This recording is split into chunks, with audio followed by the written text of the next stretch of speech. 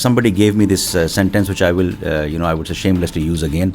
They say diversity is not about being invited to the party. We have a slogan that we have coined for ourselves for Pakistan. We say we are in Pakistan since Pakistan. Most of the sectors that we cover, there is a lot of discussion about artificial intelligence, AI, it is one of those things, as we say, the cliche is that it is here to stay. Okay, whether you like it or you don't like it, it's here to stay, and it is here to grow as well. What's the vision for it? How big is it, and where do you see it going in the next 2 to 3 years, say? We are the largest oil and gas service company in the world, and we basically serve in almost more than 100 countries globally. We are very proud to employ locally as well. A lot of companies talk about the fact that people जो हैं हमारे, they're our biggest asset and all of that, her boardroom में इस तरह की कोई चीज़ लिखी होती है, but very few companies actually practice this. The drivers did not lose the job of horse carriages. Those drivers lost the job who did not learn how to drive a car. Yes. So the jobs will still stay, but you have to upskill yourself. Ask your grandfathers if your father had a better education than them, and then look at yourself if you had a better education than your father, and are you able to put your kids into a better school than you?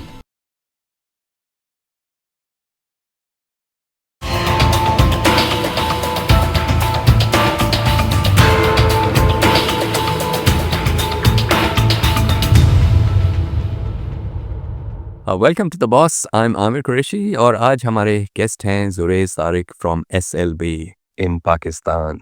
Zaurayze, how are you? Very good, Ji. Thank you very much for having me on. Really a pleasure. No, it's our pleasure to have you. And so you work for this company and you're the CEO of SLB. Now, SLB was very well known, but by another name previously. Could you tell us the previous name and brand? Yeah, so we're almost a 100-year-old company, and the company was known as Schlumberger.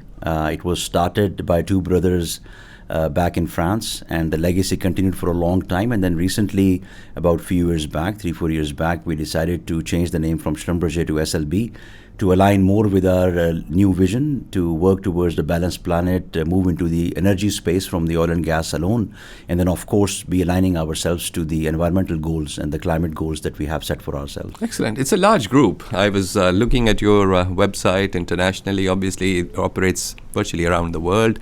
Headquartered in Houston, और पाकिस्तान की जो entity है is obviously part of the group, but it's not listed in Pakistan. मगर the group is very, very significant. I mean, the revenue is in billions and billions of dollars. That is correct. We are the largest oil and gas service company in the world, and we basically serve in almost more than 100 countries globally. We are very proud to employ locally as well. So we have diversity both in terms of our nationalities, in terms of our inclusion of genders.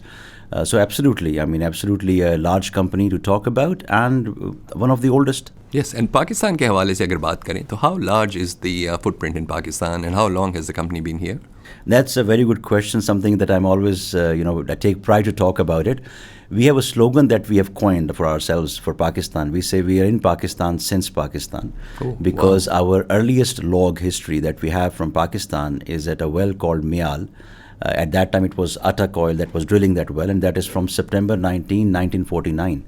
So essentially, we have been part and parcel of the oil and gas fabric, or the energy fabric in general in Pakistan, for more than 75 years now. And we have, I think, been partners in development, both in terms of technology and in terms of people. And today as well, as the non-resident entity of SLB in Pakistan, we are the largest oil and gas service provider for a diversity of our customers. अभी हम आपके sector के बारे में बात करते हैं, but let's talk about the company itself. Pakistan की जो आपकी entity है, what's the vision for it? How big is it, and where do you see it going in the next 2 to 3 years, say?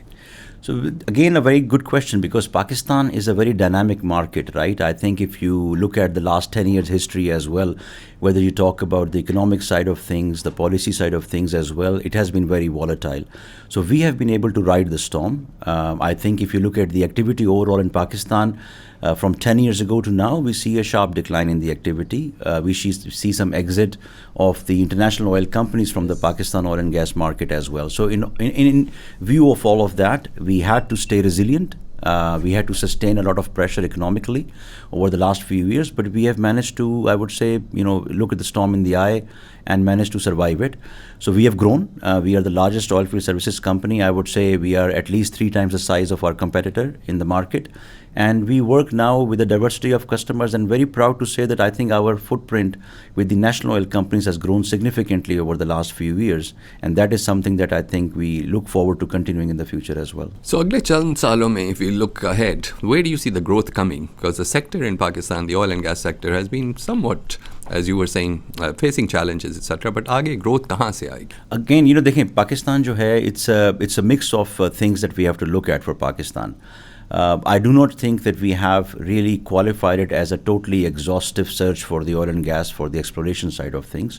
Our frontier drilling activities in KPK and Balochistan in particular, in deeper reservoirs, definitely have to continue. We have seen some very good successes in North Waziristan, in Kot Palak areas, in Bolan, in Khuzdar areas in Balochistan. Some good reservoirs have come through. Recently, there was a nice announcement for Dhok Sultan as well by one of our customers. So we have to continue that push. Our decline rates at 8 to 10% mean that we do have to continue that push in the frontier regions. But at the same time, I think one of the areas which lacks current, I would say, focus is the brownfield development. We are sitting on large chunk of mature reservoirs where we do need to have a coherent strategy, and that strategy has to move from well to reservoir to a field level strategy to see how we can extract that last molecule of hydrocarbon. So that is for the onshore part of the business. The biggest fruit could also lie in the offshore part of our business, which is totally, very few wells have been drilled. I would consider it underexplored for sure. It does require financial impetus, it does require investment, but that's again an unknown, and I think that could hold a very nice big surprise for us. और अगर पाकिस्तान के हवाले से देखें, where do you see your company being different from its competitors? Why have you been so successful? As you were saying, you've been able to ride out the storm. जो बीच में भी difficulties आई थी, macroeconomic factors were not very favorable. How did you survive this? And what's so special or unique about your company? So I think 3 things. I think our legacy of multiple years in Pakistan allows us to manage the profile of activity that we have. Our localized footprint, right? So we have almost 100% of our employment in Pakistan is Pakistanis. So that allows us to make sure that we are able to take some decisions different than our competition. And I think also the support of the international support that we have from our parent company, because we were able to show them that if we ride the storm, Pakistan is still a market to invest in, and we were able to continue that investment.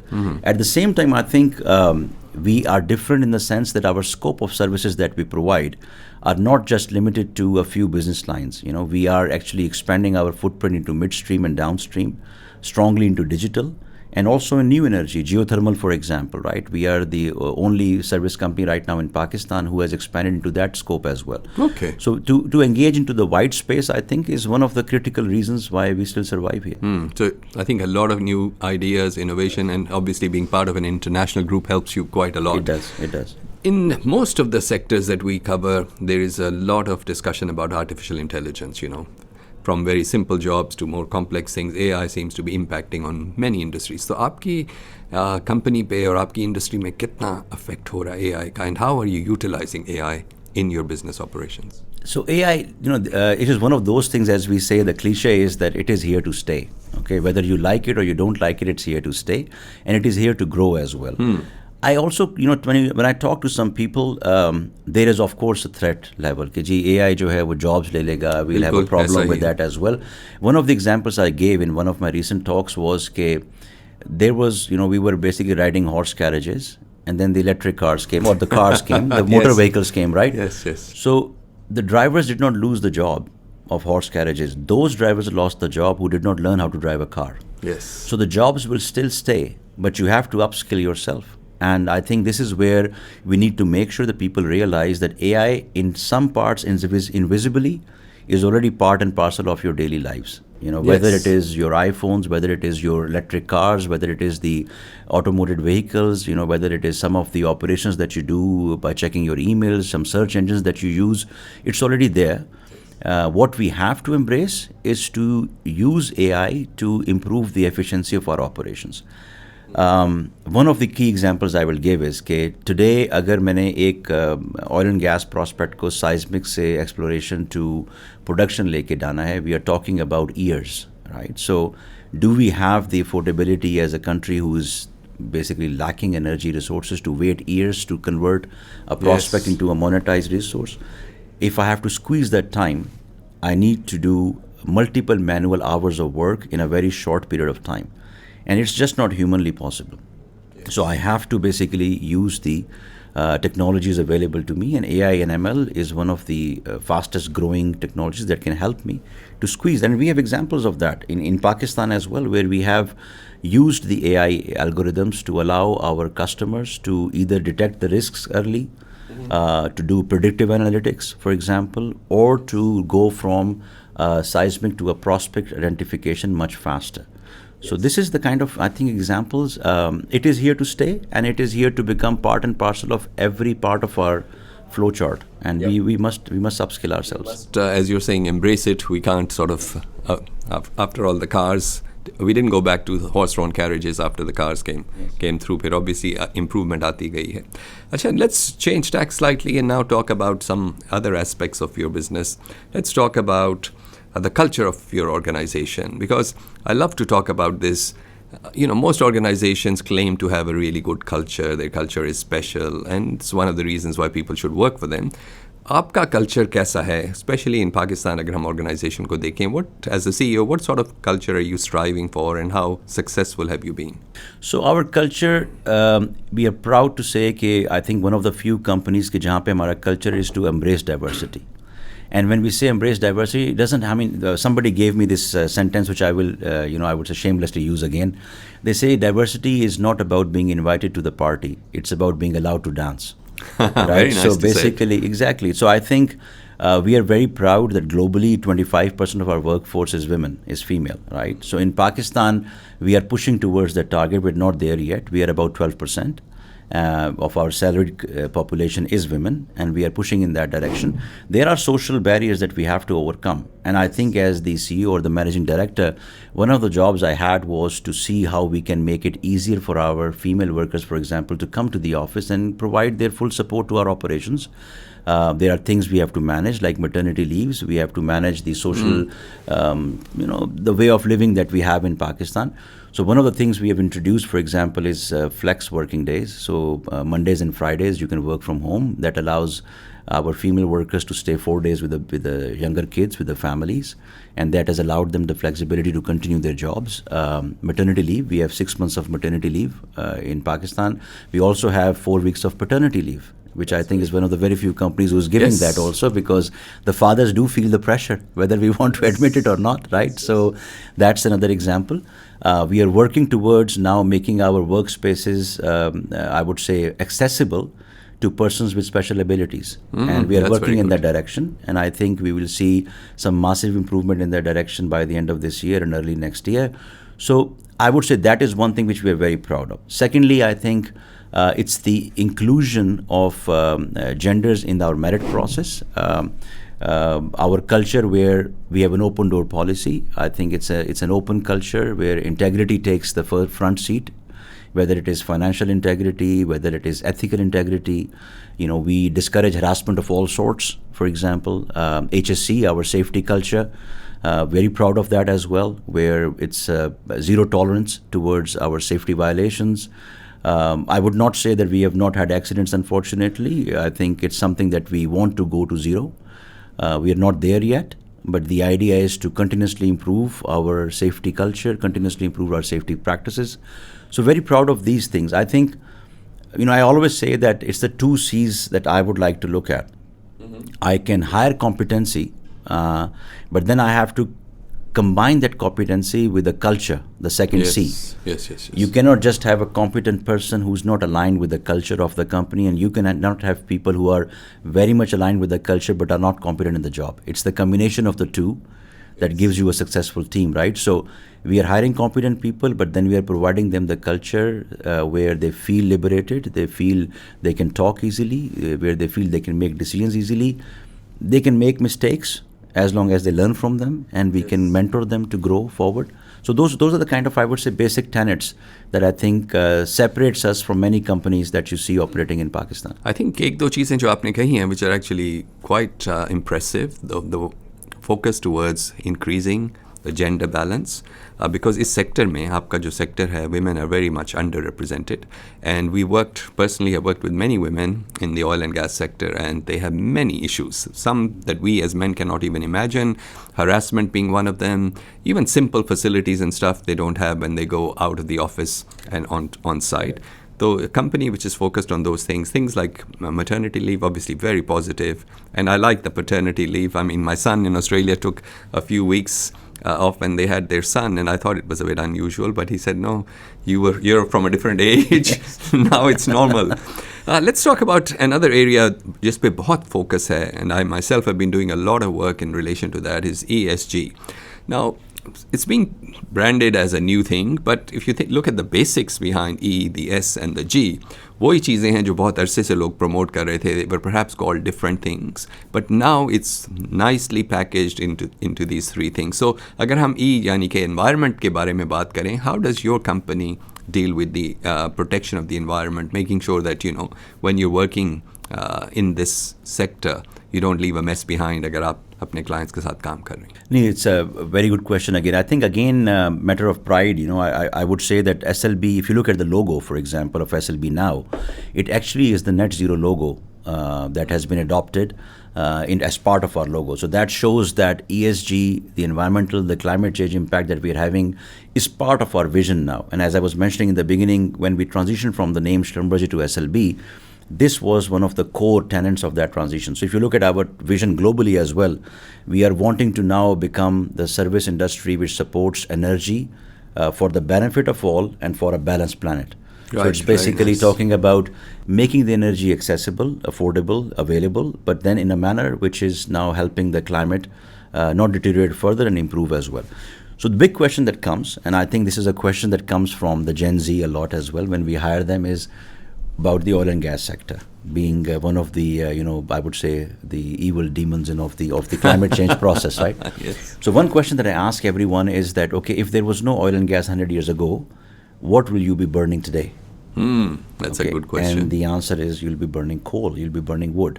Okay, so while oil and gas, when it came, it was not the cleanest of the energies, it basically did transform a much more uglier energy form to a better energy form.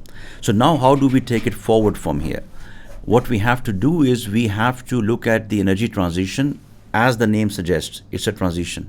Yes. There is no switch that you can turn on and off and say, okay, I'll go from 100% fossil fuel to 100% green energy in one night, right? So transition is going to happen. That transition has to follow these three principles of energy, which is it has to be affordable, accessible, available, right? So if you don't have these three as part of the energy transition, that transition will not work, right? So that is why in certain areas we still see coal being there and some other fossil fuels being there.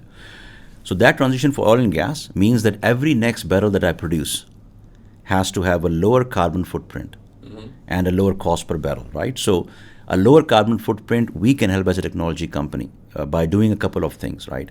We can actually, if I use technologies that makes your wells drill faster, right? So I'm now using less trucking, I'm using less engines, I'm doing less emissions. So just by employing technology to reduce your timeline for reaching your target and monetizing your product, which is the oil and gas molecules in this case, you are actually helping the environment, right? Secondly, I can have direct impact, which is basically our scope 1, 2, and 3 emissions as we talk about, which is where I can say, can I use solar panels where I was using gas engines, for example? So today, our office is in Islamabad, 100% solarized. Our base in Sakhar is 100% solarized. So we have shifted in that direction as well. So I think it has to come on the oil and gas sector from these two areas.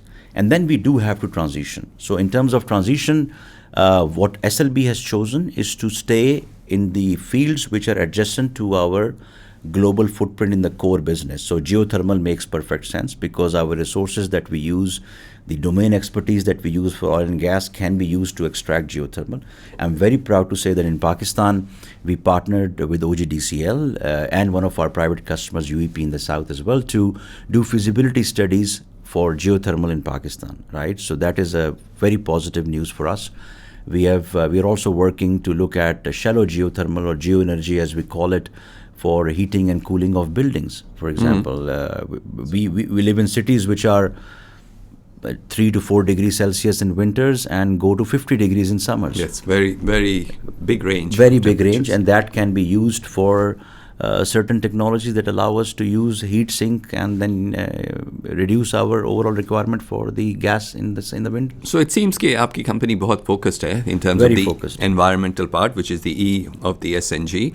Or you already touched on the S part to a large extent by talking about how you're pro-women, for example, in employment practices, health and safety being a big priority. Let's talk a little bit about the governance aspect. Obviously, being part of a global organization, how is the governance handled at the Pakistan level for you? So again, I think it will link back to the topic of integrity that I was mentioning, right? So essentially, being part of a global company, our standards have to match or exceed our global requirements, and they have to align with the local policies and local regulatory environments as well, right? So we are very proud of the integrity part of our business, right? So we ensure that we are, and for example, for us, data confidentiality is absolutely a must for us. Financial integrity and ethics is absolutely a must. We will win work, but we will win work fairly and squarely, right? So that is the kind of thing that we have there. And then at the same time, our internal policies, right? So those policies do not change depending on which country you operate in. Right. Those policies stay consistent, right? And those policies, then anybody who comes into the company, the first few days and months of that, I would say, we used to call it that we are turning them blue because that's the color of our company's coveralls and the logo, is that we are basically training them on what is the value, what are the values that we hold close to us. So how is the organization governed at the local level? Do you have your own independent board or a separate board, or are you monitored or scrutinized, let's say, from the parent company? So the second, so we don't have a local board because we are not really a SCP registered company in Pakistan. We are a non-resident entity of a global entity, right? So for example, I look after Pakistan and the buck stops at me for the oil and gas services and other divisions that we have, the new energy or the digital as well. And then I report to a geo unit, which includes Oman, Pakistan and Yemen. That geo unit reports to our Middle East North Africa basin, and then the Middle East North Africa basin reports to the global structure, right? So we basically have these 3 tiers of management and governance structure. And then as any international company, we have approval levels, we have exemption levels, we have requirements to seek approvals and to seek go-aheads for any kind of investments or any kind of contracts that we do.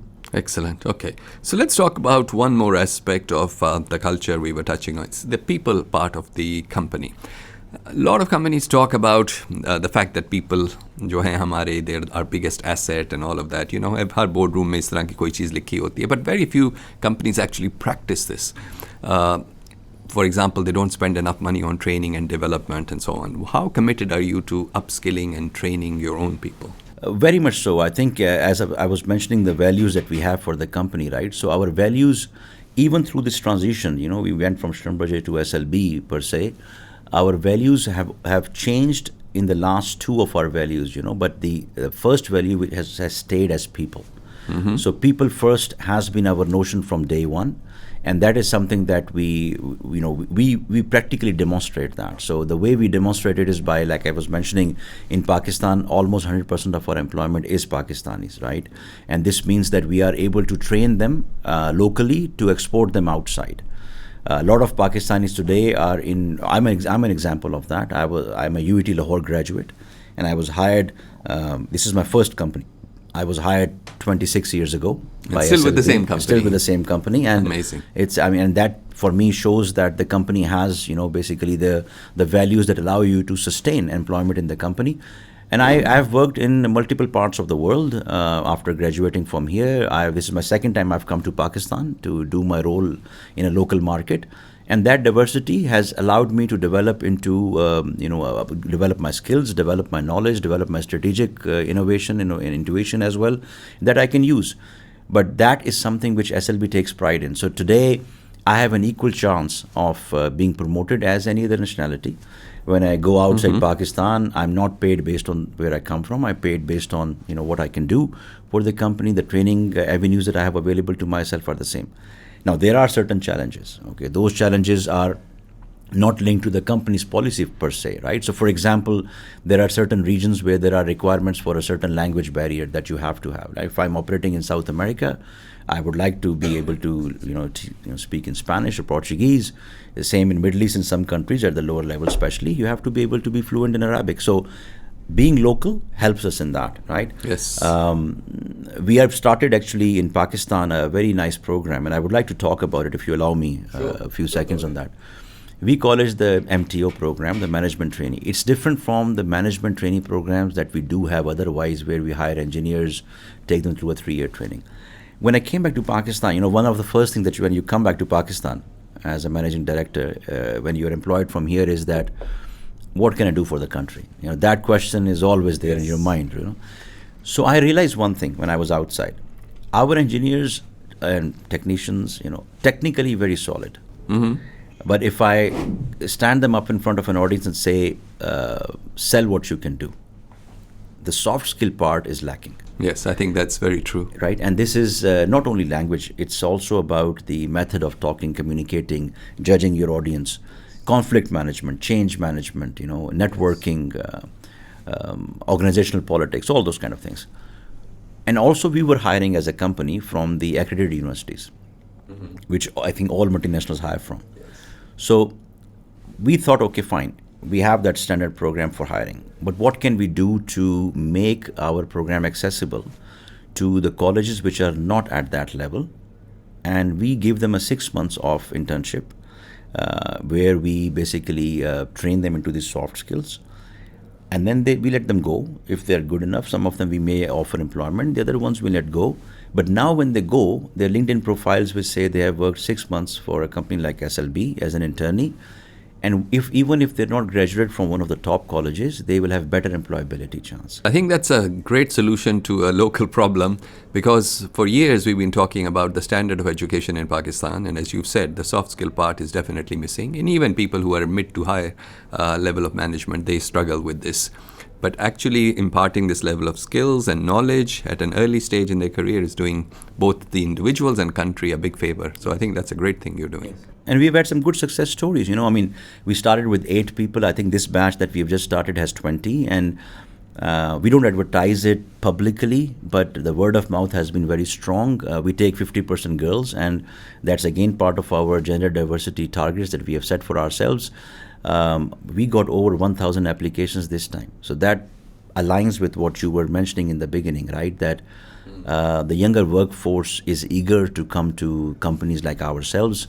There is so much we can do. But if, in my opinion, if we are able to manage 30 to 40 kids every year whom we can upskill, allow them a better career opportunity, and also I think more than that, give them this vision that there are many ways to have a financially successful career. Yes. Yes, and I think one of the things as we get older, we realize that, we can't sort of solve the whole world's problems, but even if you can help one person, 2 people, or even 30 or 40, the impact that creates in the society is huge. Yes. Because they have families, and then, they progress. They'll probably help some other young people and so on. And before you know it, the 30, 40 people is multiplied into hundreds, if not thousands. Correct. Yes. So that's a wonderful thing. Let's talk about one more area that I wanted to cover, is the sector that you operate in.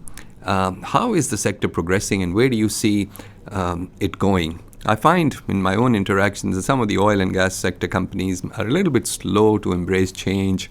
They're perhaps not progressing as quickly as they can towards transitioning to cleaner energy. They also seem to be lagging behind in the ESG part. This is just my perception. How do you rate the sector, and where do you see the Pakistani companies are currently placed? No, it's an excellent question, and I think it's no secret. The sector is in decline. I think there is no secret about it, right? So when I say it is in decline, it's primarily because of a couple of things, right? So essentially, we have seen an exit of the international oil companies from Pakistan. And we used to have a different mix of customers 10 years ago than we have now, right? So that is one factor that has impacted, because when the international oil companies exit, of course, they take some of the expertise, the technical know-how, and the technology know-how away from them.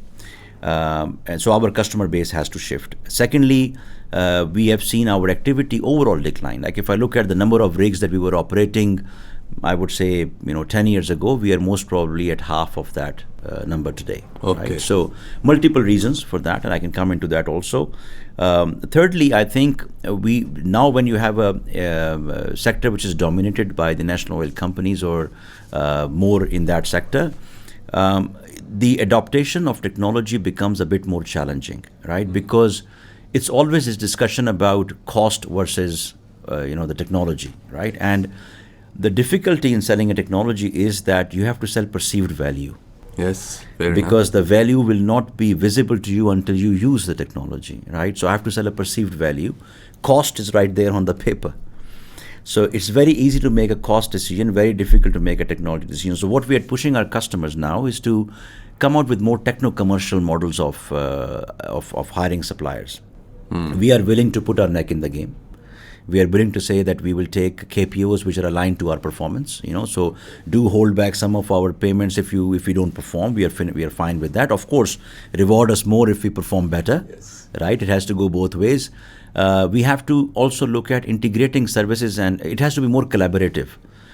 One size does not fit all, and nobody has the magic wand to fix it, right? So what we are pushing is, let us be your service partners, and in that sense, let's put our stake in the game. Let's look at putting bundled services contracts where we can say, let me give you a lot of services together, where I can take more stake in the game, I can take more risk in the game, I can take more performance chance in the game as well. And push me to reduce your days, push me to improve your efficiency.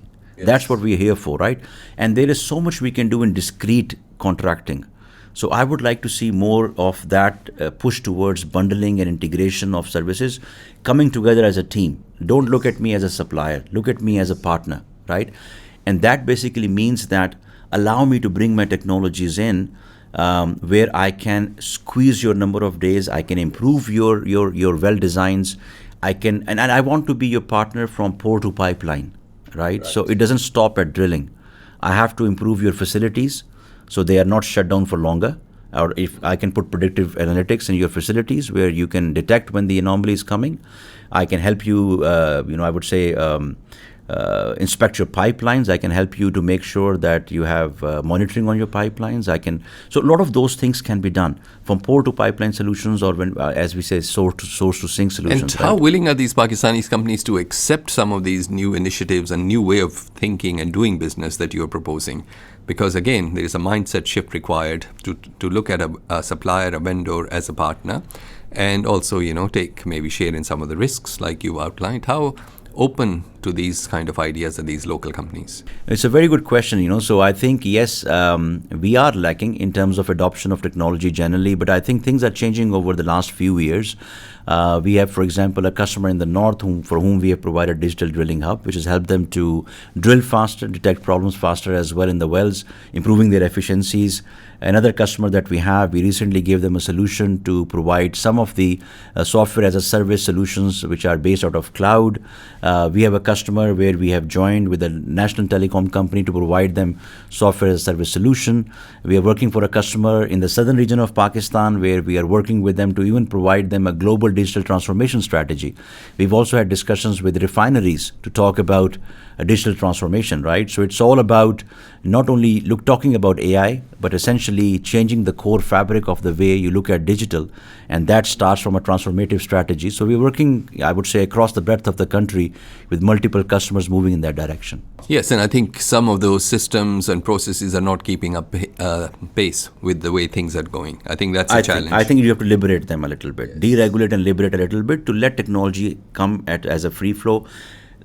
It make it easier for us to bring and hold technology in Pakistan. Yes, we are willing to bring it, but the activity levels have to justify for us to bring it en masse and to hold it in Pakistan. I tell everybody that technology has to be used like a campaign. It cannot be used as a one-off, right? Because you start learning as you adopt the technology to the field. Yep. And you have and push us, say every next well should be better than the one before. We are willing to take that chance, right? But allow us to do it on a few wells, so we can actually give you the full value of the technology. Excellent. We've talked about a lot of things. Let's change focus for the final part of our conversation and talk about the younger generation of Pakistanis. Pakistan में बहुत सारे young लोग हैं. In fact, our population comprises mostly जो younger generation है, and that is the future of the country. You've talked a lot about your company. It seems like a wonderful place to work. If I am a young person watching this podcast, how can I get an opportunity to work with your company?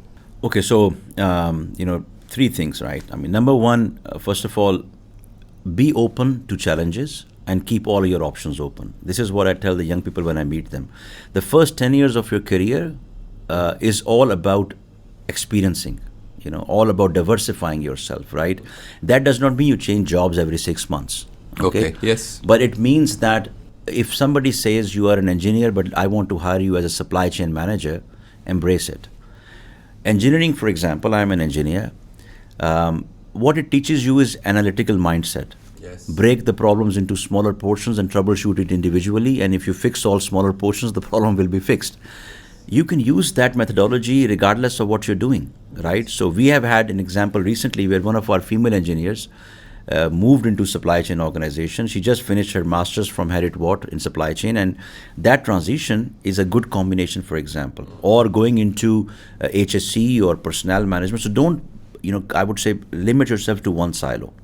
Secondly, of course, you have to score high in your college. I think because regardless of how I put it, the first filter will happen at the college levels, right? So because we don't have any other mechanism to judge the competency apart from a certain GPA level, right? So that has to be there. Mm-hmm. Then we have an interview process where we do check, like I said, the competency and the culture has to go together. Yes. And then we offer the employment. In SLB, of course, there are requirements where we have, certain areas where we are growing more than the other areas. So you will see more employment coming from those areas, right? So Pakistan is not the largest market for SLB. We are very proud that we have been able to support with thousands of talent coming out of Pakistan that has supported SLB globally. But the number of engineers that we can hire is going to be limited, right? So that is where I think, yes, we are one of the many companies who people strive to come towards, and we look forward to welcoming you. But it is not the end of the game as well. You have to stay open. You have to stay open to challenges, to options for the first few years of your career, and then the career will take you in the right direction, right? Financial freedom and independence will come. Okay, yes. It shouldn't be your priority number one in any case, like you've said. Yes. So, at a practical level, अगर मैं आपकी company में apply करना चाहता हूँ for the next batch of recruitment जो आप करेंगे, especially अगर मैं university student हूँ, what is the process that I have to follow? So, we have a website called slb.com/careers, and you go there and you have a number of options available, and those options actually include our MTO program as well, which we call the early career, and then there are some direct positions which are open, like our field engineers, for example, which we hire directly from the universities. So you go and you throw your CV in there, and then that CV becomes part of the pool. We have centralized recruiting. So our recruiter sits in Middle East and they get these applications. Every country submits their requirement for how many engineers I need, for example, for next year. And from that pool, based on certain criteria, for example, we have a 50% hiring of females as one of our criteria. We move forward. We have some specifications in each country that we also follow. So, for example, right now, we want to look at hiring female technicians. Okay. And that's a big, I would say, lack in the Pakistani society that we see. I went to a number of institutes and I said, okay, I want to hire a female electrician or a female mechanic. We couldn't find any. Okay. Because this is not a job profile that females generally look at. So right now we are working, and I've actually asked a couple of our customers to participate in also, where we want to empower some of our existing technical institutes through a program where we will take some females and graduate them from these technical institutes, and then some of them we will get on board, some of our customers will get on board. And I think in 3-4 years, you will see 40-50 females coming out as technicians. And this is something which will become a new job profile that females will be able to adopt. That's a wonderful initiative, I think. Yeah, I mean, we are very proud to say that one of our engineers we've recently hired in Badin, in Kaskeli, she's from the local area. She's a graduate of GIK, but a local area resident. She's our first maintenance engineer in Pakistan, right? So We have moved in that direction where she's, of course, going to the field, but she's also supporting us in the maintenance activity across multiple business lines. So these are the kind of profiles that we are pushing towards. We have HSC as females, HR, of course, and supply chain. So we are actually, shifting in that direction. Ideally speaking, we would like to hire more, of course, right? But it depends on how much activity we can sustain. Yes. If our customers are able to increase their activity, if the policies can be consistent, we have had some very good policies come out over the last couple of years, tight gas, wellhead gas sale policies. If offshore kicks in, if our frontier drilling starts bearing fruit, I'm sure that we can double our footprint in Pakistan over the next 3 years. And if that happens, I'm sure our employment base will go from the 600-700 people we have now to over 1,500 to 2,000. That's wonderful. Hopefully that happens and creates opportunities for these young people. Absolutely. Let's finish our conversation, which has been a wonderful conversation, and thank you so much for being part of The Boss. How do you think young people in Pakistan, one piece of advice you could offer them, how do they get ahead? Because it's a competitive place. As you've said, we have a lot of graduates coming out of university, some from moderate universities where the standard of education may not be that great, but nonetheless, they've invested time and money in getting qualified. How do they get ahead in what is a very difficult and competitive environment? So I would say, 2-3 things. Now, when I graduated from UET, there was 200 people in 4 sections that we had, power plus electronics. Okay, I went into SLB, Schlumberger at that time. Couple of other people went into SLB. Some went into ICI. Some went into some other multinational organizations. Majority of our people did not go to multinationals. Okay, at that time as well. Some of them went to the US. Some went to Australia. Some went to Canada. Now fast track it, I'm revealing my age, but fast track it almost 27 years. And alhamdulillah, all of them are doing okay. Right? So if I look at that breadth of people, 200 people, some of them are part of the local oil and gas market, some of them are part of refineries, some of them are part of the electricity distribution companies. They're all, mashallah, doing okay. When we look at our WhatsApp groups, and the best part is that their kids are in better colleges and schools than we were. Yes. And I ask this question to all of the young generation that come to me. Ask your grandfathers if your father had a better education than them, and then look at yourself if you had a better education than your father, and are you able to put your kids into a better school than you? Yes. And answer majority-wise, I would say overwhelmingly is yes. If that is the case, then I think the progress is happening. However, what is changing is the nature of jobs. Mm-hmm. Change is the new constant. You don't have now careers which will span decades. Yes. I'm, most probably the dinosaur age where 27, 30 years of career in one company. This is not going to happen in future. You have to embrace change. You also have to go and think outside the box that there are ways to be financially successful by upskilling yourselves, because skills most probably and not degrees will be the future. Yes. So, and if you are upskilling yourself and your skill is able to monetize through the digital media, for example, as a back office helper, in a hub, like we have for our well construction, phase in Pakistan, where we support projects from Australia to Tunisia. So if you are one of those skills that you have, it does not matter where your customer sits. And it does not matter what's the size of your customer, because you are actually selling your skill to a multitude of customers. And today's digital medium is allowing you to reach out to the customers like never before. Yes. So I don't think there is lack of jobs. There is lack of defined jobs, as we call them in statistical manner, but there is no lack of work. But you have to change the way you look at work. I see a lot of people now who are graduate supply chain, for example. This is an interesting discussion that I never thought we would find so many supply chain graduates. In fact, I did not even know that supply chain had become such a big area for kids to go and graduate in. Now we're getting supply chain professionals. I've met some of them who are working for US companies out of Islamabad. Yes. Right? IT was always there. Supply chain is coming up now. I know people who are architects working for companies in the US, designing CAD drawings and doing the second reviews and third reviews, sitting in Pakistan, charging hourly basis. Accountants, yes, all over the place, right? Yes. Bookkeeping, all those services. I know people who are executive admins for school systems in UK sitting in Islamabad, getting paid in pounds. So the nature of job is changing. So you have to upskill yourself, you have to be digitally visible, right? You have to be digitally knowledgeable. And then I think, yes, apply for companies like SLB, but don't let yourself sit idle. Yes. So I think continuously improving yourself and skill set is the only way to go, because change, new technology, new things are coming up all the time. And I think this is a key message for the younger generation कि जितनी तेजी से change आ रही है, they have to be upskilling themselves.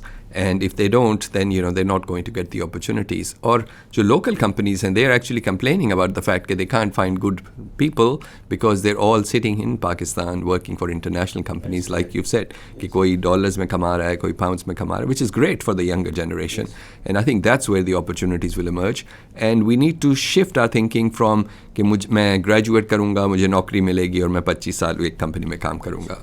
That thinking has to change. And I think also start thinking as an entrepreneur, right? So basically you start doing the skill yourself, you reach a certain size, you hire a couple of more people. Where we are sitting right now is an example of that, right? The idea basically springs from one person and then it grows into a 50 people company, reaching out to a mass, I would say, level of population, talking about investments, right? So this is something very clear example of how it should evolve, right? So get a skill. You are an engineer, you are a technician, you are an architect, you are a supply chain specialist, accountant. There are ways to make money, but once you start making money, you think about how do I move this from a single individual business to a company business. Think corporate level. And this is where I think, our MTO program, when I talk to them at the end, I say, listen, the skills you have learned, you will use them if you're working for SLB. But the most use of these skills will be when you start your own business, because you will know how to set up a back office, how to manage conflicts, how to set up a team, how to communicate, how to sell your pitch, right? So always think in that level, because future is going to be entrepreneurial.